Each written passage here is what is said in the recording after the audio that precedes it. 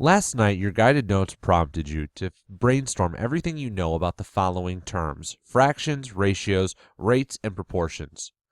All four of these terms are very much related. However, they differ in many ways. Write these four terms on the dry erase boards or windows around the room. Break up into equal groups and write out everything that you know about each term. Take about 2 minutes at each term. Write out everything you know, then switch to the next term. Look at what's written. If the group before you has written something that's wrong or incorrect, make corrections. Don't erase it, just cross it through and rewrite the correct response.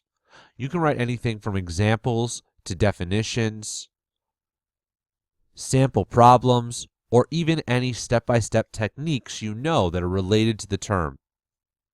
Take 2 minutes at each stop, writing everything you know, editing everything that's already been written. When you've completed this, on your Fast and Studious page, fill in everything that you as a group wrote down under each term. Pause the video to take care of this activity. When you've completed the activity, come back, return to the video, and we'll try a couple problems together.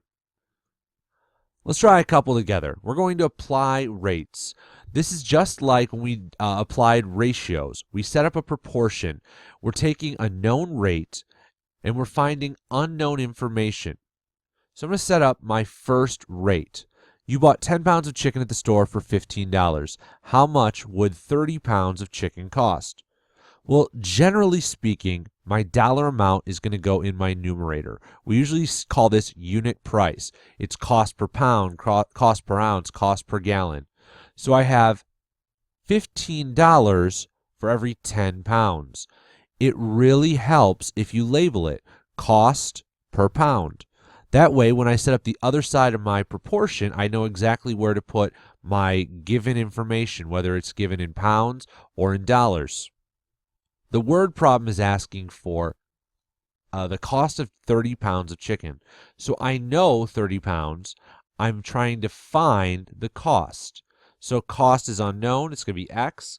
And 30 pounds is going to be in my denominator. There's my proportion. 15 to 10 equals unknown to 30. I'm going to cross multiply this. 15 times 30 gives me 450. 450 divided by 10 gives me $45. Remember, that unit's very important. We're dealing with a word problem. It asks how much would 30 pounds of chicken cost.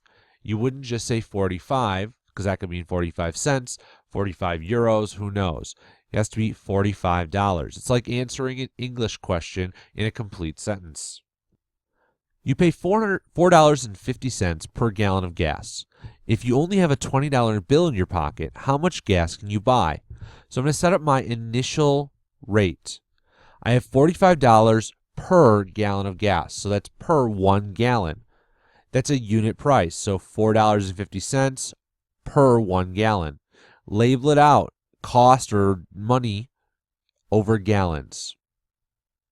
Labeling what the different halves of the rate represent helps us when we set up the other side of our proportion. We have $20 in our pocket. How much gas can you buy? So it's asking for how many gallons. It's giving us the cost or the dollar amount.